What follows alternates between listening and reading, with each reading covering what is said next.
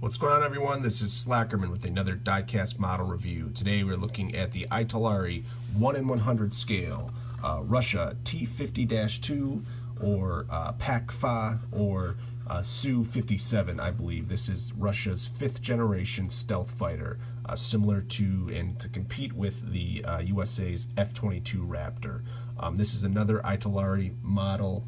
Just like the F-15 Strike Eagle was a very rare one, and I really wanted this for my collection. I actually bought this and the Strike Eagle from the same seller.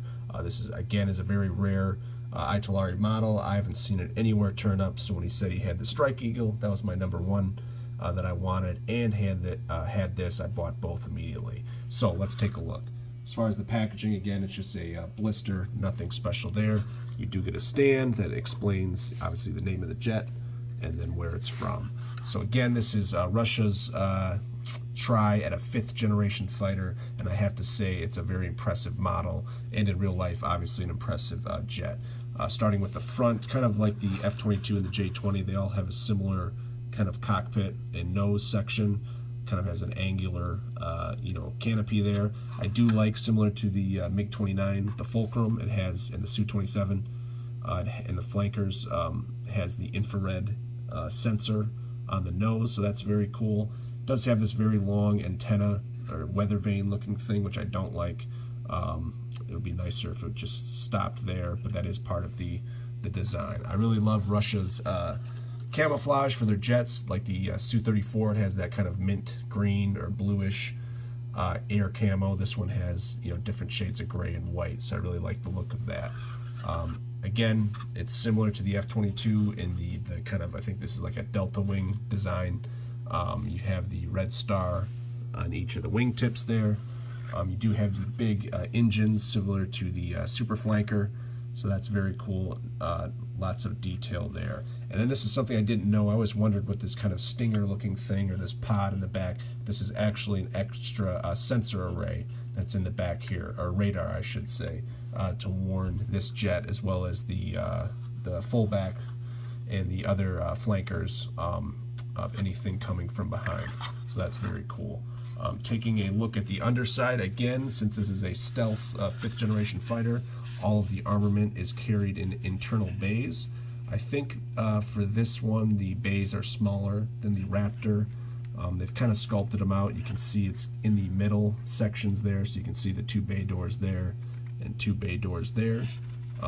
You have the air intakes, which are kind of similar to the Raptor, nice and flush. You have the intake kind of warning symbols there. So there we can see the door for the landing gear there. I believe, again, that the weapon bays are in the middle here, and then somewhere near the wing pylons, there's another smaller weapons bay for your air-to-air missiles. Taking a look at the back, they did a nice job, as always. Italeri sculpts out their engine nozzles, so you can kind of see inside it there. And again, I really love the look of this. It's nice and flat. Again, similar to the Raptor. But I really like the look of this. The vertical stabilizers, you have the Russian star, the Russian Air Force kind of symbol, and then 052. So again, as far as which jet is better, I believe this is more maneuverable than the F-22 because it has 3-dimensional thrust vectoring, where the F-22 only has 2-dimensional thrust vectoring, so this can do more high angles of attack. It's more, it's technically considered super maneuverable. I don't think it's as fast as the F-22, but again, it's a very great try for their first try at the 5th generation fighter. I like this one a lot more than China's J-20. I think this is more stealthy, obviously more maneuverable than China's J-20. So this would be the direct competitor to the F-22 right now as far as a 5th generation fighter. And again, Italeri does an amazing job with their models, and I'm happy to have this in my collection. This and the F-15 were the 2 that I really wanted the most to kind of complete my Italeri collection. So I think that'll be it for Italeri 1 in 100 scale model reviews. I have pretty much all the ones that I want now. It's a great line. Maybe I'll do a full review or just a kind of an overlook at all the ones I have in my collection. But definitely, again, I love the 1 in 100 scale for die-cast military aircraft. The 1 in 144 scale is really good too. I just like it because the 172 scale, depending on the jet, is okay. But you know, if you get a bigger jet like the F-15, the F-14 Tomcat, they get a little big.